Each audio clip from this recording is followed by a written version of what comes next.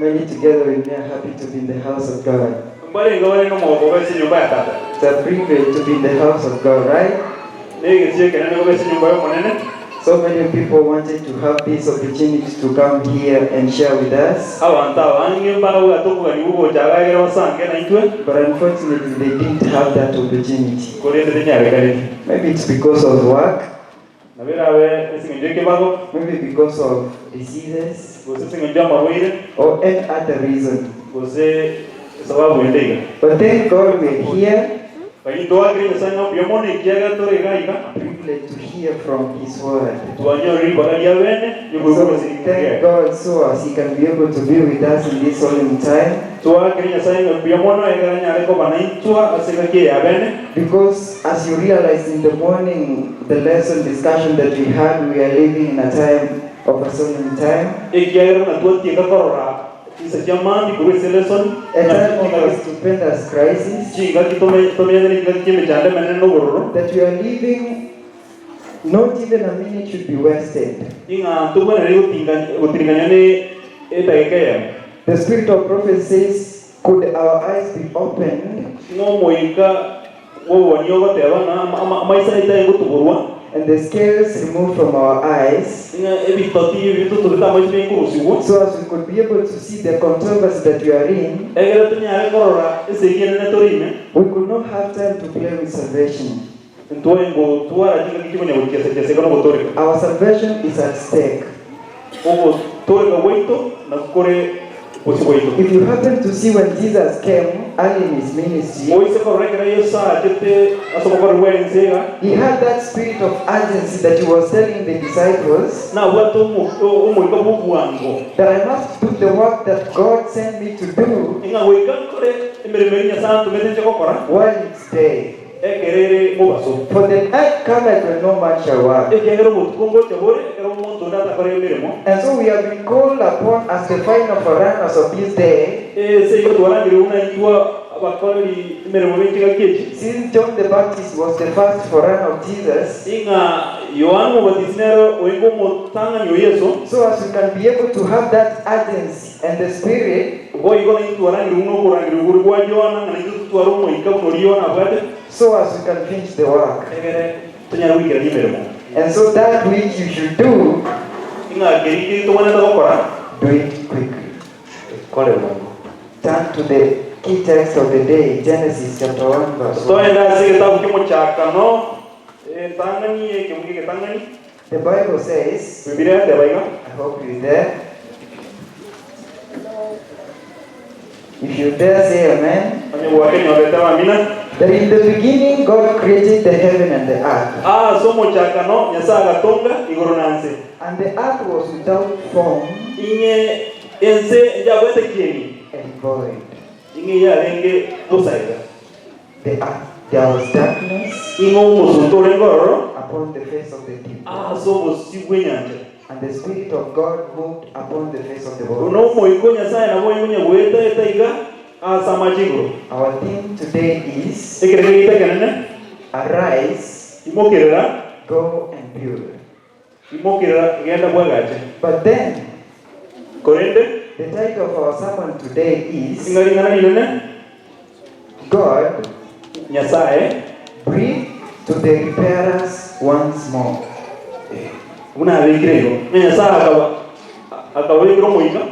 God breathe. God breathe.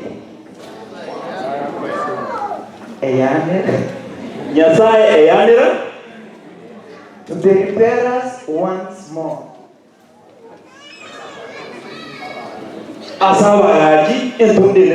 The theme is arise, go and build, right? So we have said that the title of our sermon today is God breathe to the repairers once more.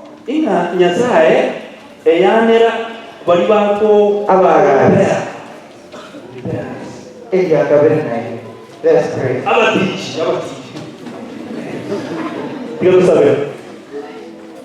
Our most gracious Heavenly Father, we come before Thy presence. Thank You because of this solemn time. thank you for the privilege that you've given us and we come in thy presence so as we can be able to listen and hear from your word. We want to thank you because you always remind us and because we are always forgetting. We pray that this time, for such a time as this, may you get to touch our hearts and speak to us so as we can be able to listen to you.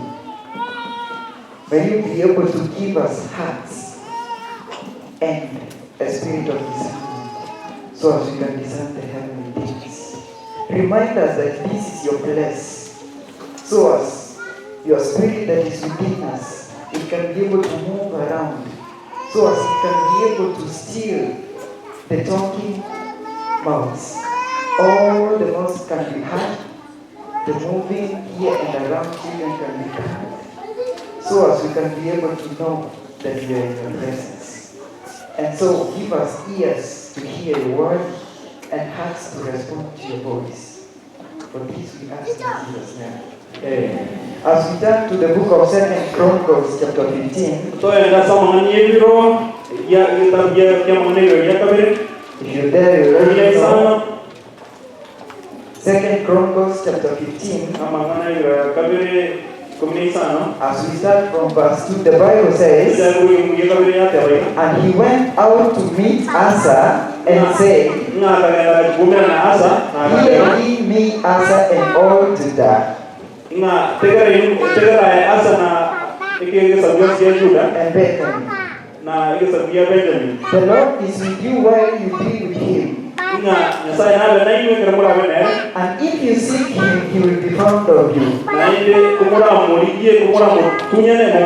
But if you forsake him, he will forsake you.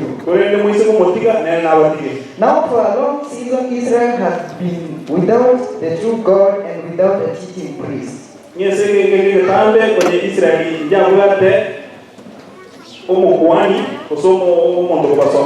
without the law.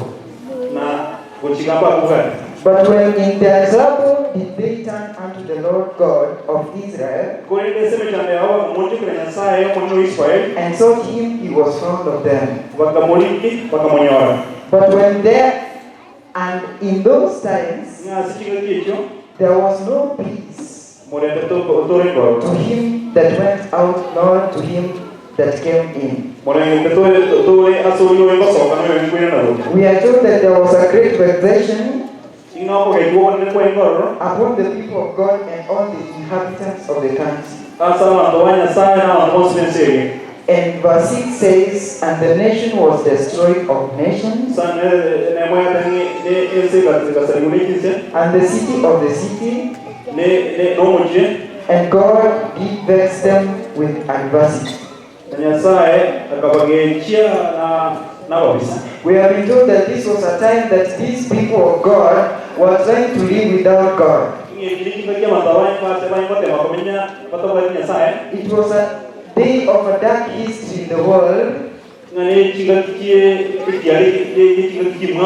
not even consider who was God. There was a great abomination that brought desolation, that even the law of God was brought down. These people were trying to live in their own way, a lifestyle that pleased themselves. They did not even consider that there was God. We have been told that there was a great apostasy. So as we can refer to nowadays. Have you ever thought how far we have run from God? We have been given the law of God as a hate in the world, so as it can protect us from the evil one. That we cannot have rest without the law of God. If there is no this world, we cannot have rest. How can we find rest where there is no world? How can we live in these days without the law of God? Not considering the fact that the children of Israel had been given the law, but they went ahead and denounced the law of Jehovah. How is it today with your soul? How many times have you run away from the law of God? How many times have you been running from the conviction of the Holy Ghost? But then thank God, because we serve a living Savior, a forgiving God, a God of so many chances, not even second chances, that He even went ahead because of the desolation that was in Jerusalem. Just before they were taken captive, God opened ways and means so as the Jerusalem wall can be rebuilt.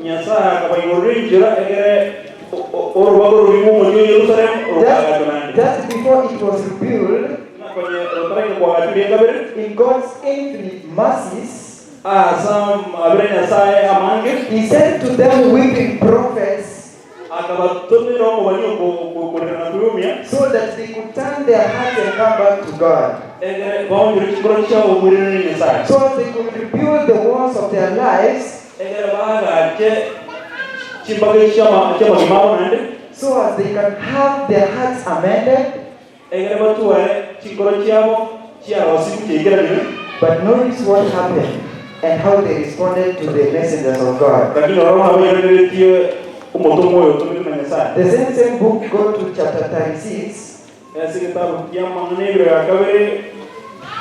verse 14. And it says, moreover, all the chief of the priests and the people transgressed very much after all the abominations of the heathen, and polluted the house of God which He had hallowed in Jerusalem. And the Lord God of their fathers, them by His messengers rising up,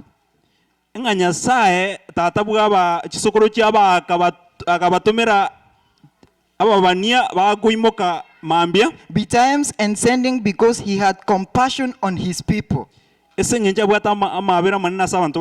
and on the dwelling place of God. That we have been told that the Lord God is in the temple, therefore we should do what? Revere Him. Because of the compassion to the people, the Scottish children of Israel, and the house of God that had been brought into ruins, God sent messengers who rose up early in the morning, just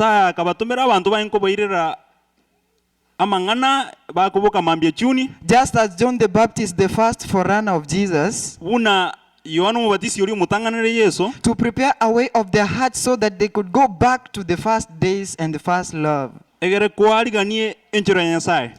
verse 16 tells us how they responded to the very message that God gave them. But they mocked the messengers of God and despised His words and misused His prophets until the wrath of God arose against His people, till there was no remedy. We have been told this was the saddest history of that time. The people of God were murdered. So many prophets were despised together with the word of God. Even in their killing, it caused the Spirit of God and the wrath of God to kindle against them.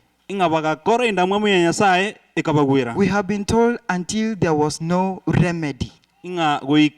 kubwena ngwengo cha kutoka. And so as we know the story, there was nothing good the divine teacher could do Ngakende nkeyo nandi baingo cha kukorerwa more than permitting the Babylons to come and attack Jerusalem.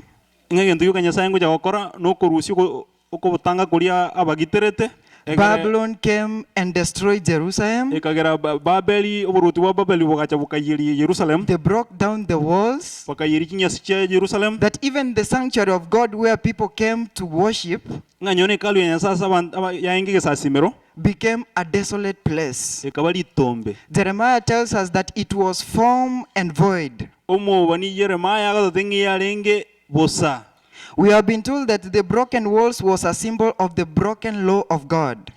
Inga chinya sichiriche yeretigu echirentenenera ye ogochika kwa nyasaye ukukonye kwa saligu. What Babylon did to Jerusalem literally inge ekeri oboruti wa Babeli wa korete Jerusalem was what sin had caused to the hearts of the people of God. Na keri ebibebi konye bya kode sichinkoro cha bana banyasaye. That to the point of having no remedy.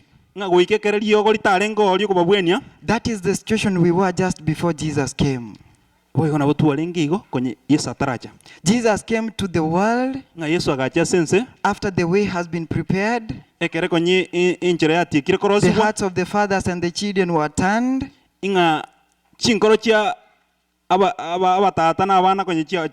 He came in the perfect time so as he could save us, because there was no any other remedy for us.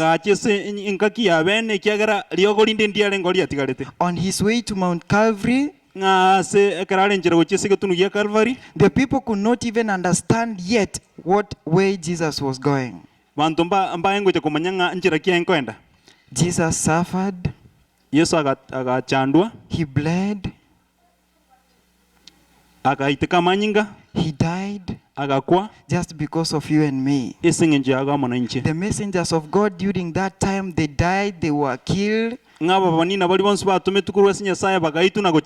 shed a lot of blood. But still then, God in compassion reached out to them. As we are told in the book of Jeremiah chapter 29, I hope it's a verse that every one of us knows. But then as we seek to understand it in its context, verse 10 says, "For thus says the Lord, that after 70 years be accomplished, I will visit you and perform my good works, in causing you to return to this place. For I know the thoughts that I think toward you, the thoughts of peace and not evil, and to give you an expected end." So we have been told that God did not give up on his people. As we know, in the new generation, the generation of Jesus Christ, during the time of Jesus Christ, he came just because of the mercy that he had. So as he could die, showing that he did not give up on his people.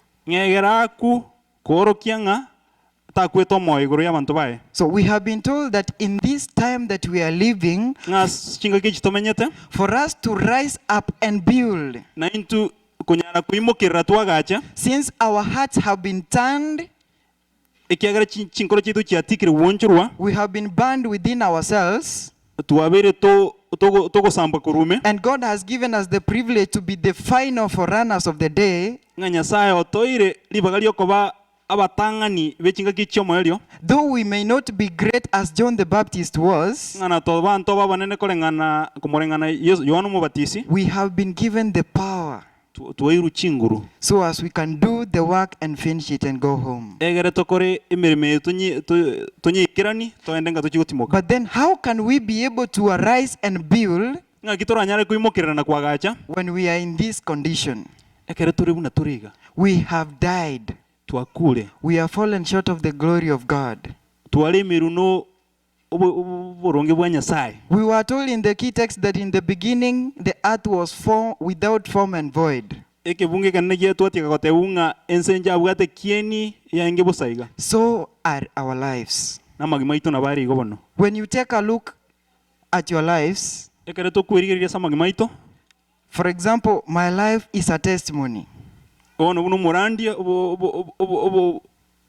obogima bwa embure no boroli. As you turn to the book of Ezekiel, To endese kitabu gye Ezekiel chapter 37, emeronge 35 kabere that's how we are going to realize narito gochikorora how possible God is going to make it so as we can rise and go and build. buna Nyasaye gochiko konye kolenya areka negere toimokerere toende tochikwagacha. Just before God gave Ezekiel the vision of the dry bones, Konye Nyasaye ataratika kwa Ezekiel oboroli obwa amauga amomo in the same book, Ezekiel chapter 8 and 9, Ezekiel isa na isato na kianda. we have seen God showing Ezekiel the vision of the the vision of the people of Israel and the sins they were committing. Tokorora Nyasaye komoro ki Ezekiel oboroli goro ya bana ba Israeli no bosali boli bagenda tokokora. We have seen that the children of Israel were committing two sins. Nga nyomba ya Israeli ngokora yangi bibe arakabere. If you go and read the chapters, you realize that the people, they had turned to worship the sun God. Nga abantu konye bonjo keire lisase baengo sasima. And in the house of God, which was a house of prayers, we are told, Na se kalu ya Nyasaye yange nyomba ya masabo they had defiled it. konye banye tiringire. As you keep in mind, To beki kise birengera lyo. how is it that we have defiled the house of God? Nga kintu na intu tua tiringire nyomba yo monene. If you bring the point home, Ekerengere egito ito kebeke se birengera bito. the house of God is you and me. Ekaru ya Nyasaye na ya monenche. Leave alone this house. Tutiga magachaya. How many times have you defiled the temple of God? Nkalenga kwa tiringire na gosalia ekalu ya Nyasaye. That's why we have been told in the book of Ezekiel, the chapter I told you, 37, Nagi tu ateberiwe se kitabu ya Ezekiel emeronge etatu. the vision of the dry bones. Oboroli bwa amauga momo. We are told that the hand of the Lord was upon me Ngoko boko kwa Nyasaye kwalenge goreane. and carried me out of the spirit of the Lord and set me down in the midst of the valley which was full of bones. Nga kambugolia moiko Nyasaye kambugolia kangira se likororeria ngina amauga momo. Verse 2 says, and caused me to pass by, Agankora ngaetange. and behold, there was very many in the open valley, Nga narigereria bia engo ebinga se likororeria. and lo, they were very dry. Nga na mauga ya enga awaumete. We have been told that the representation of the dry bones, they were not just dry. Ngoboroli obwa amauga ya tari nga aumetega. They were very dry. Aumete pi.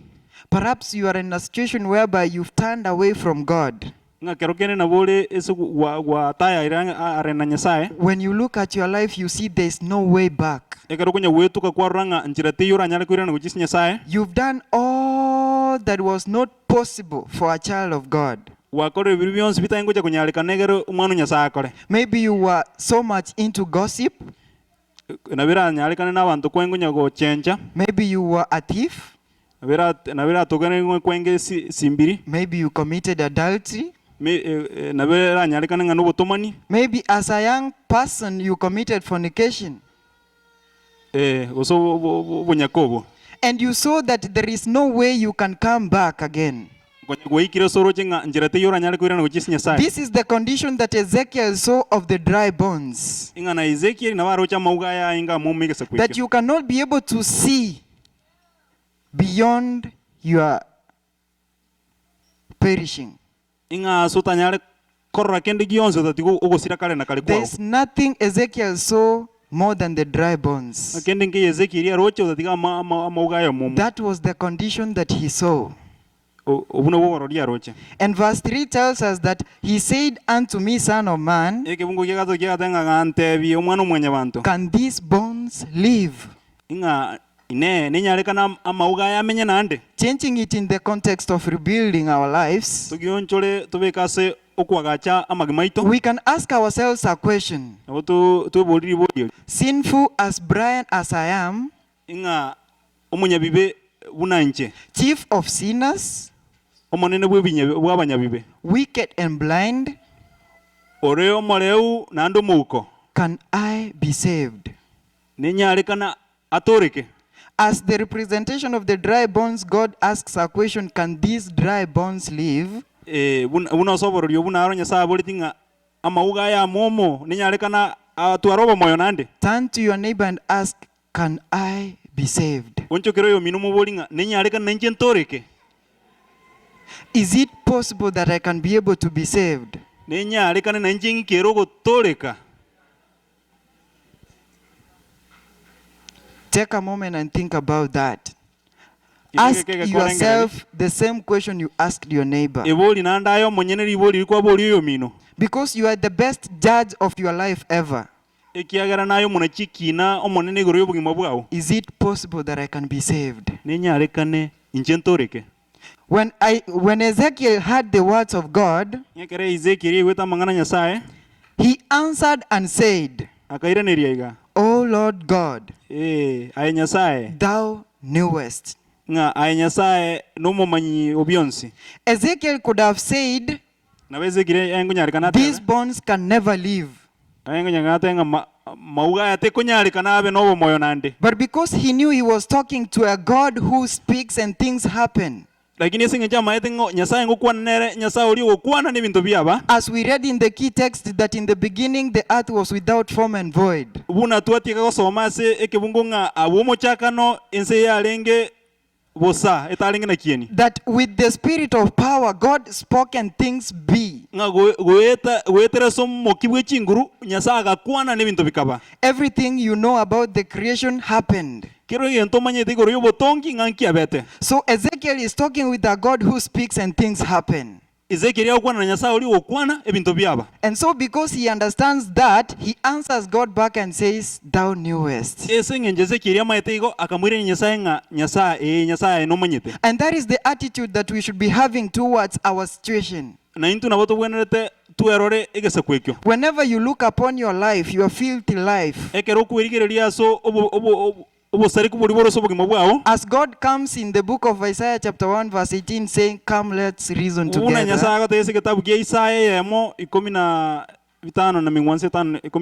That as you come with humbleness, tell God, thou knewest. And as you realize when you follow the passage, it gave God something and a permission for him to work. That it's only after you recognize and accept that you yourself you cannot do anything, it's when God chips in. So the answer of Ezekiel came and God saw this is the perfect time for me to work.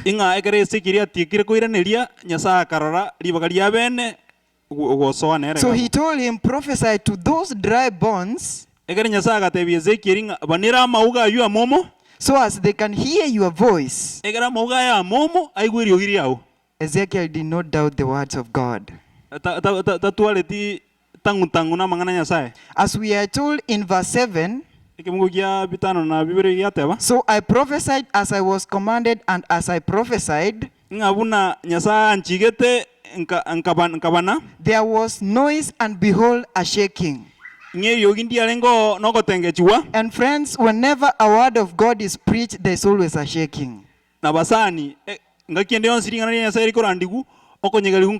So as Ezekiel was prophesying not just his words, but from the words of the great Jehovah, there was a noise and there was a shaking within the dry bones. And the bones came together, bone to his bone, the Bible says. Every bone to his place. Just a representation of your life, broken as you are. God says that all your bones of your broken body can come together for good. na maugonzi y'umubiri ogo oyobere go kubunika na gusarika anaira namo. How is it that your broken body can come back to a normal body? Ngakira nyareka n'umubiri oyo go bunikanete egaro cha omanigu na ndobo umuikirano. It's because his body was broken for us. Nyesenge ncho mubiri o Kristo okabunwa asengencho ito. And verse 8 says, and when I beheld, lo, the sinews and the flesh came up upon them, and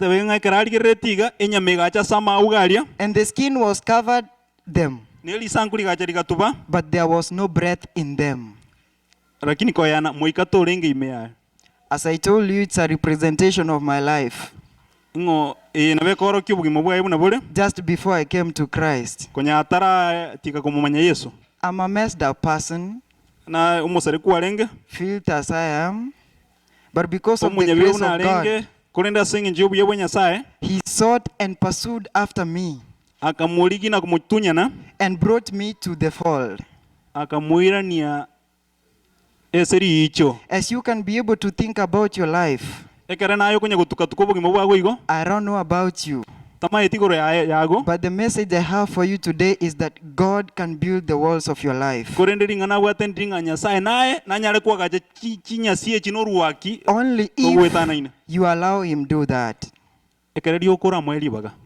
We have always come to church. I'm a person who always made steps to church, but not to Christ. You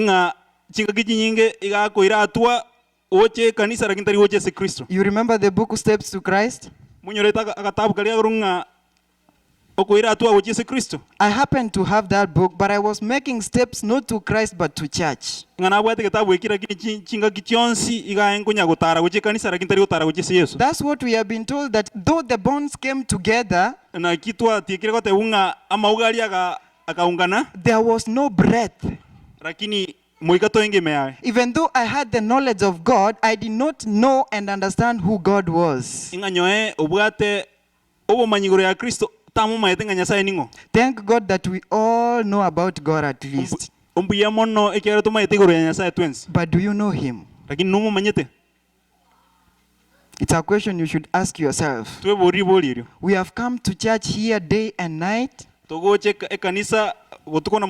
not knowing that you can come to church on Sunday, Wednesday, Saturday, and still be lost. We can come to church singing the praise teams and preach, but still God says, I don't know you. We can go around visiting the sick, preaching, and helping and doing all the work that God said, but still be a castaway. How is it that we always come to church instead of coming to worship? There is a spirit in us that tells us we should have been gone even outside, maybe to take pictures. That this is a time in America that whenever we meet on Saturdays, we don't meet to worship. We only meet to have the updates of the week.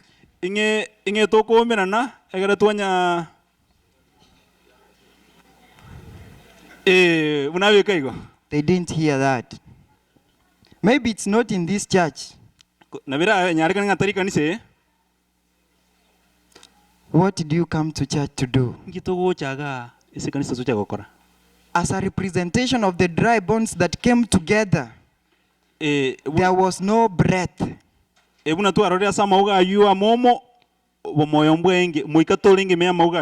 If you go back to the book of Genesis, we realize that the breath that God is talking about was the Spirit of God itself. This is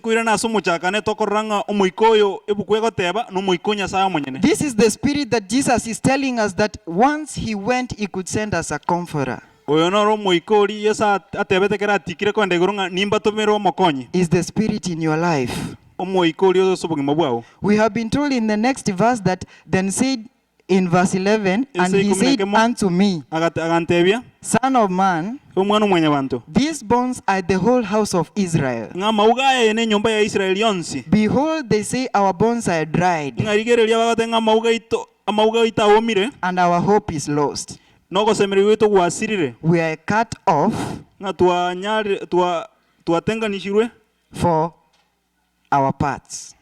Ebiungo byetu byonsi byabutoiru byakire kando kando. God is calling for the final forerunners. Nyasaye nkorangeria ale abarosi njira bomwelio. That after Ezekiel breath, the breath of God, nga ekare Ezekiel atiekire ko yano moiko Nyasaye. The bones, we are told in verse 14, they became what? They became a great army that went forth to finish the work. Nga amaugaya akabali umugando monene bw'abanajeshi bakachikurwa nesegi. And so having realized that we are dry bones of this day, God is calling us to a position whereby we can realize and become humble so as God can work in us. That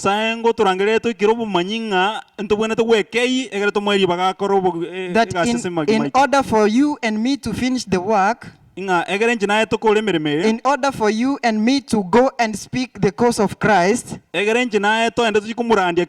we must hear from the divine teacher first.